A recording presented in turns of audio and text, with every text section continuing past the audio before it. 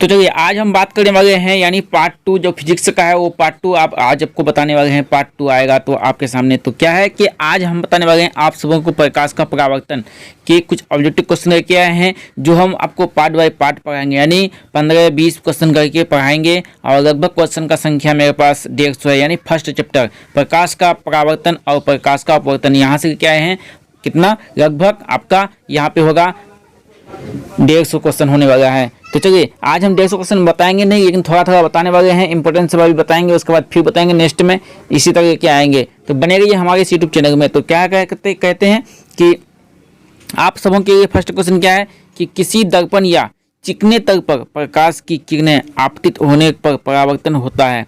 क्या होता है? नियमित होता है, अनियमित होता है, ए और बी दोनों होगा या इनमें से कोई नहीं होगा। तो इसमें आपको कौन सा 4 ऑप्शन दिया हुआ है, 4 ऑप्शन में से सही हो जाएगा ए यानी नियमित। क्या होता है? ए यानी नियमित होता है। चलिए बात करते हैं क्वेश्चन नंबर दूसरा। क्या कहता है? किसी समतल दर्पण में लेटर बी को देखने पर वह कैसा मालूम पड़ता है। किसी समतल दर्पण है और उसमें एक लेटर देखेंगे तो वो कैसा मालूम होगा। तो ये है समतल दर्पण।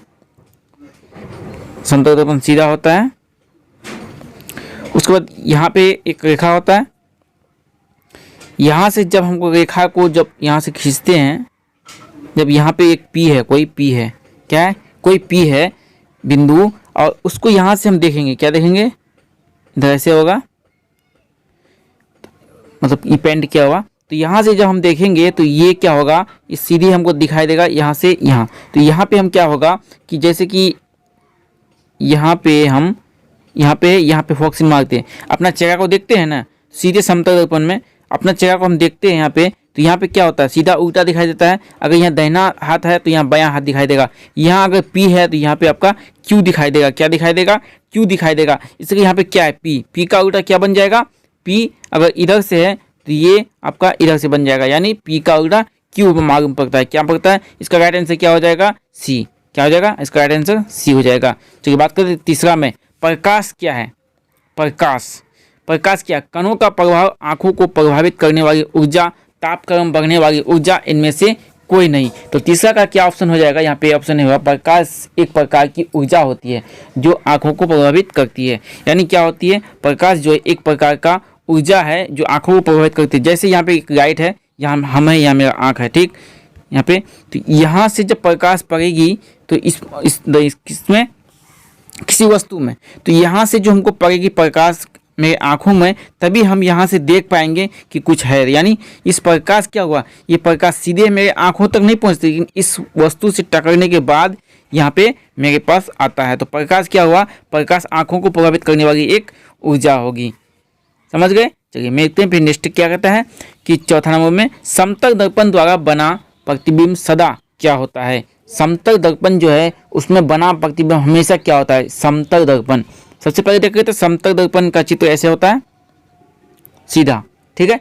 समतल दर्पण का चित्र कैसा होता है? सीधा होता है। तो ये अगर हम यहाँ पे कोई एक्स बनाते हैं तो यहाँ क्या बनेगा? यहाँ भी तो कोई एक्स बनेगा, लेकिन फर्क इतना ही है, यहाँ पे बनेगा आपका सीधा और यहाँ पे बनेगा सीधा और यहाँ पे बनेगा उल्टा। तो इसका आंसर क्या हो जाएगा? चौथा नंबर का आंसर हो जाएगा समतल दर्पण में पी क्यू का सीधा और प्रतिबिंब बनता है, जबकि प्रतिबिंब बनता है इसका आवर्धन H1/H1 होता है। क्या होता है? इसका आवर्धन जो होता है वो H1/H बराबर क्या होता है? 1 होता है। क्या होता है? 1 होता है। और ये जो प्रतिबिंब बनाता है ये आभासी प्रतिबिंब बनाता है, आभासी और सीधा। तो इसका राइट आंसर हो जाएगा बी। 5 में बात करते हैं। 5 में क्या कहता है?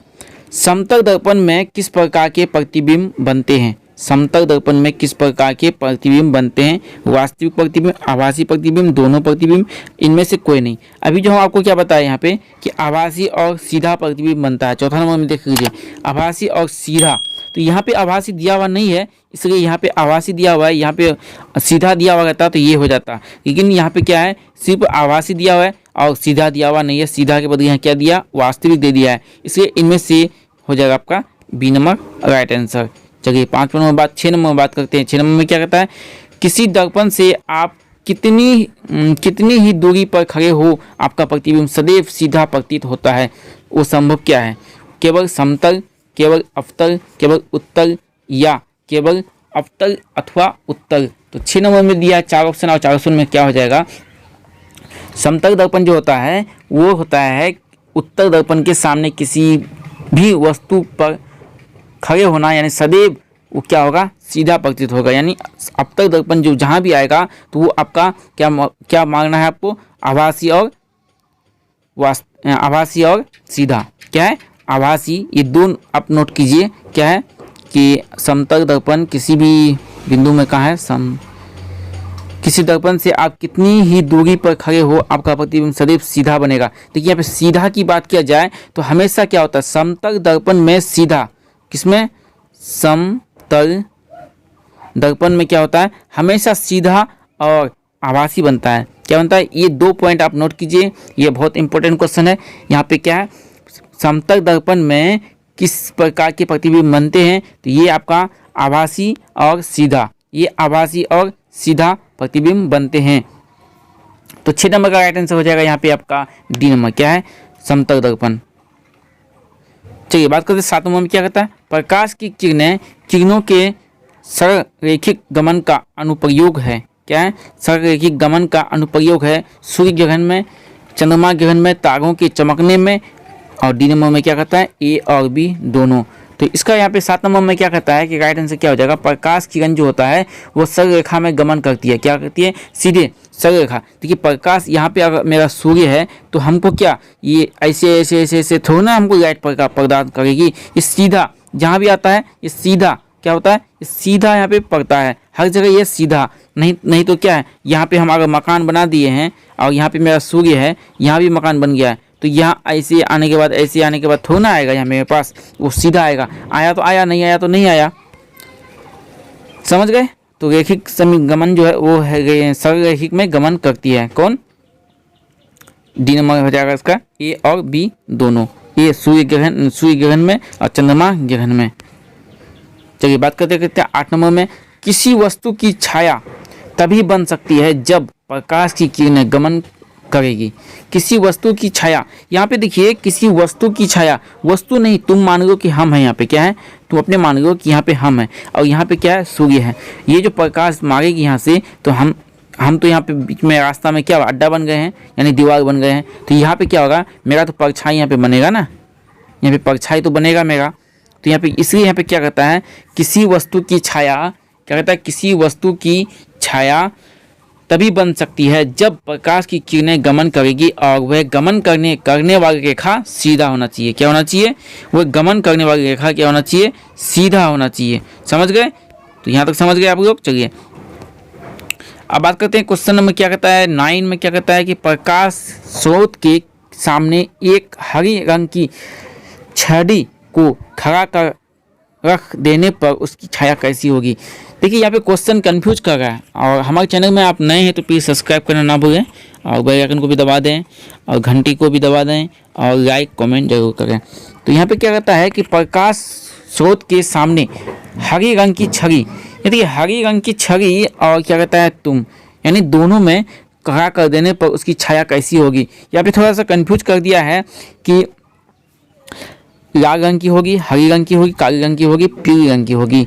तो 9 नंबर का क्या आंसर हो जाएगा, आपका आंसर हो जाएगा क्या, तो सबसे पहले बता देते हैं, आपको समझा देते हैं, तो आप खुद बताइएगा आंसर कि कोई अगर आप लाल शर्ट पहन के हैं, बता देते हैं कि अगर आप पूरा रेड शर्ट पहन के हैं और यहाँ पे सूर्य है या फिर कोई प्रकाश है, कोई लाइट है, तो यहाँ से जो आपको रेखा पड़ती है इसका किरण, तो यहाँ पे क्या वही रेड यानी लाल रंग का कपड़ा या छाया दिखाई देता है आपको, नहीं देता है।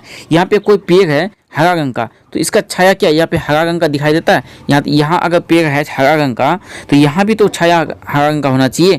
यहाँ पे क्यों नहीं होता है, हमेशा बगैर क्यों होता है। यहाँ पे अगर कोई मकान है अच्छा से बिल्डिंग सजा हुआ, कुछ पेंट उंट किया हुआ, इसकी परछाई जो पड़ती है तो क्या होती है, यहाँ पे आपका वही बिल्डिंग हरा भरा रेड दिखाई देगा, नहीं देगा। तो इसी तरह कहता है कि आपका क्या है कि आप रेड रखिए या काला रखिए या कुछ भी रखिए, तो उसका हमेशा छाया क्या बनेगा, काली ही बनती है। क्या बनती है, काली ही बनती है। चलिए आप समझ गए। चलिए नेक्स्ट क्या कहता है 10वां में, किसी प्रकाश स्रोत के सामने एक रुकावट रख देने पर बनती है। एक रुकावट रख देने, किसी प्रकाश स्रोत के सामने, यानी किसी भी प्रकाश स्रोत के सामने हम क्या करते हैं, उसको अड्डा देते हैं, यानी जाम कर देते हैं, रुका देते हैं। देने पर बनती है, क्या बनती है, छाया, उपछाया, कुछ भी नहीं। और डी नंबर में क्या कहता है, इनमें से दोनों। तो 10 नंबर का बिल्कुल राइट आंसर यहाँ पे क्या होना चाहिए, इनमें से दोनों होना चाहिए। क्योंकि अगर हम यहाँ पे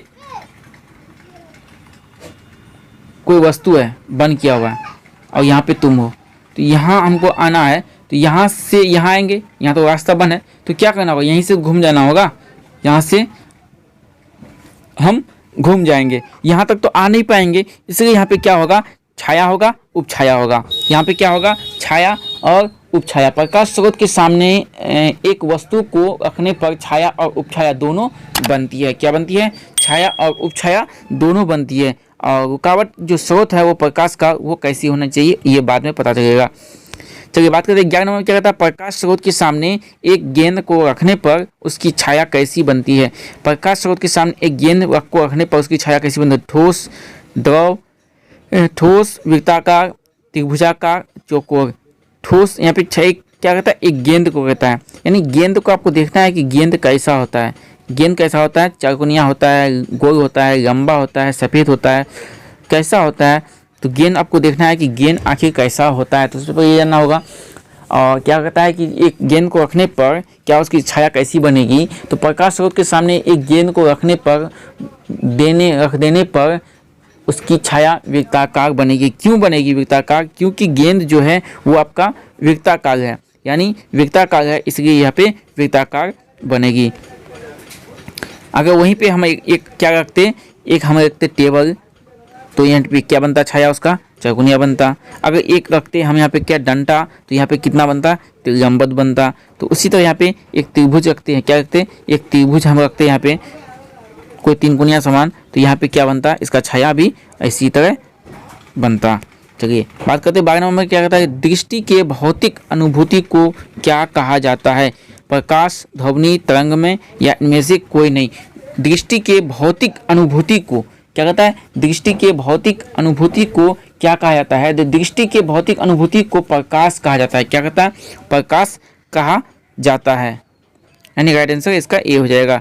13 नंबर क्या कहता है, प्रकाश एक रूप है, किसका रूप है, शक्ति का, ऊर्जा का, कार्य का, बल का। सबसे फर्स्ट क्वेश्चन मेरा क्या था, यही था, प्रकाश क्या है। प्रकाश क्या है, तो प्रकाश एक ऊर्जा है। क्या है, प्रकाश एक ऊर्जा है जो किसी वस्तु से टकराने के बाद हमारे आँखों पर पड़ती है, तभी हम किसी वस्तु को देख पाते हैं।